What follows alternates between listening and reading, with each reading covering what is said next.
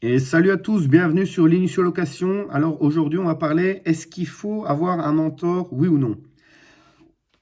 Alors comment je vois la chose maintenant, et je crois que c'est un cycle naturel, c'est qu'il faudrait un tiers de son temps euh, enseigner, donc partager à des personnes pour transmettre son savoir. Et pourquoi c'est intéressant de faire ça un tiers de son temps? C'est que ça permet aussi nous de mieux structurer nos pensées.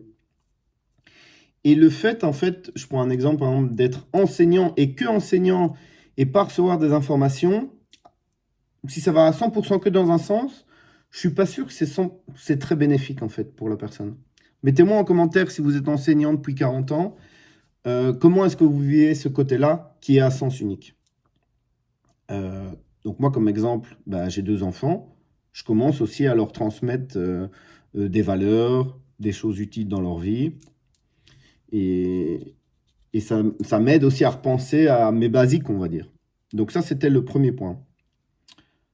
Accessoirement, que ce soit pour la formation de voiture, moi, en fait, je suis déjà passé, pas genre pour faire le malin, hein, mais par pas mal d'étapes, et je peux vous enseigner tout ce qui s'est passé, tout ce que j'ai vécu en amont de ça. Donc ça, c'est le premier tiers du temps.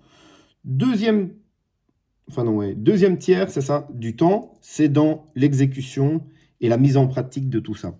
Parce qu'on ne va pas se cacher que ça soit dans un business, dans le sport, dans la vie, il faut quand même vivre et exécuter et vivre des choses. Si tu es une personne qui fait que qu'expliquer et d'être dans la théorie, c'est pour ça que certains grands théoriciens, c'est bien, mais s'ils ne vivent pas réellement les choses, ça perd de sa valeur, ça perd de son cachet, parce que c'est pas authentique et c'est pas dans le pratico-pratique, quoi. Donc ça, un tiers de son temps quand même, vivre des expériences et peut-être être confronté à certains problèmes euh, tout seul et dans la vie réelle, c'est très instructif. Et pourquoi je vous dis ça? Parce que moi, j'ai souvent été le genre de personne, peut-être c'est votre cas aussi, c'est qu'on me disait par exemple, oui, ne fais pas ça, par exemple, ne mets pas ta main, ça c'est un exemple basique, ne mets pas ta main sur le feu, ça va te brûler. Donc tout le monde sait ça, c'est ancré dans la tête de chacun. Et même les enfants, c'est un très bon test aussi. Vous leur dites ça plusieurs fois. Et en fait, ils vont assimiler cette règle que quand ils vont mettre la main sur le feu. Moi, j'ai un feu ouvert ici. On leur dit plein de fois, ne touchez pas, c'est chaud, ne touchez pas, c'est chaud. Quand ils vont vraiment bien intégrer ça et voir que la théorie et la pratique vont faire plus qu'un, c'est quand ils vont mettre leurs mains sur le feu. Alors oui, peut-être qu'ils vont se brûler, mais là, la boucle sera bouclée et l'enseignement sera fait à 100%. Donc ça, voilà pour la deuxième partie du temps. Et la troisième partie de ce tiers-temps, c'est de s'éduquer et d'apprendre de quelqu'un qui a déjà fait les choses.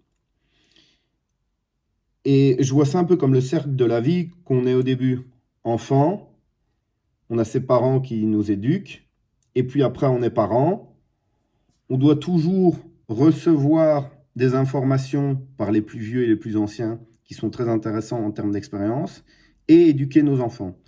Et c'est une boucle comme ça perpétuelle en 3 phases de enseignement, exécution, éducation. Donc revenons un peu sur le mentorat. Pourquoi je pense que c'est quand même super intéressant, c'est qu'aussi le fait euh, que ça soit d'avoir un professeur ou un mentor ou quelqu'un qui a déjà fait les choses, ça va ouvrir en fait un réseau.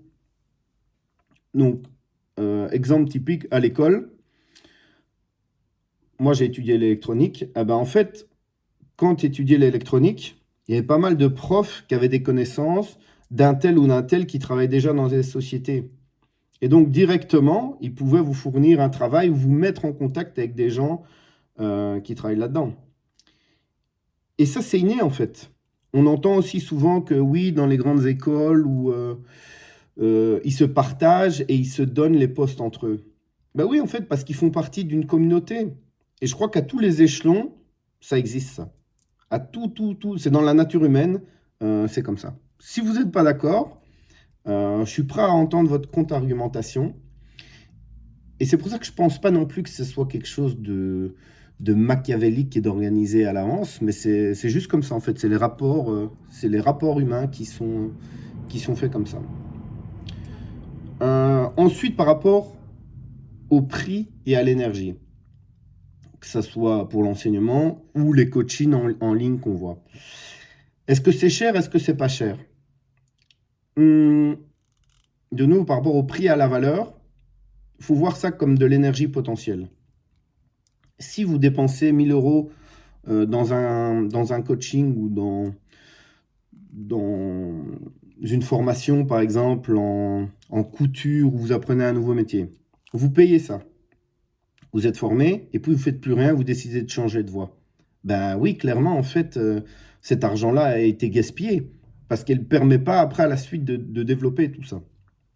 L'autre point que vous allez me dire, je vous vois déjà, c'est que ouais, mais il y a beaucoup de vendeurs de formations de rêve et qui promettent pas ça.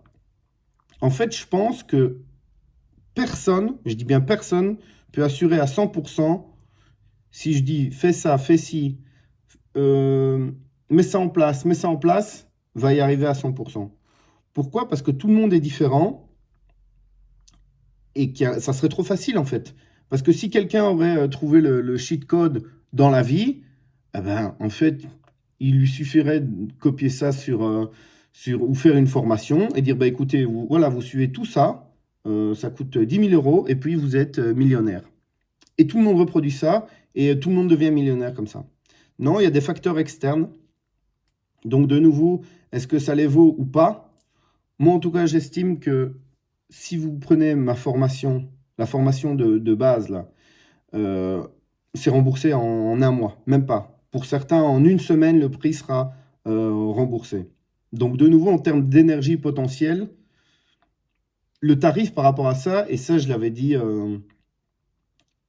à une personne avec qui je m'étais formé en immobilier, c'est qu'en fait, imaginons, c'est quelque chose qui coûte 5 000 euros, ou même, on va dire, 10 000 euros. Mais que moi, au bout de 20 ans, j'ai un patrimoine de 1 million d'euros. Ou même, on va moins exagérer que ça. Même 100 000 euros, même si cette personne m'a fait gagner 100 000 euros, est-ce que ça ne valait pas la peine de payer 10 000 euros à cet instant-là pour pouvoir avoir 100 000 euros plus tard? Dites-moi ce que vous en pensez. Et l'autre point par rapport à ça, c'est que je sais que c'est des phrases très très bateaux qu'on entend, mais je les trouve de plus en plus vraies. C'est que l'apprentissage n'est jamais fini en fait. Il faut tout le temps, il y a des nouvelles choses qui apparaissent. Le monde actuel bouge très très vite, donc on a tout le temps des nouvelles choses à apprendre. Et c'est jamais fini en fait. Jamais, jamais, jamais. Sauf le jour de votre mort. Donc voilà, très bon. Je suis très content de ma finition, c'était top. Bravo Romain. Si ça vous intéresse, les locations de voitures et la gestion des finances, les liens sont juste en dessous. Ciao, ciao, à plus.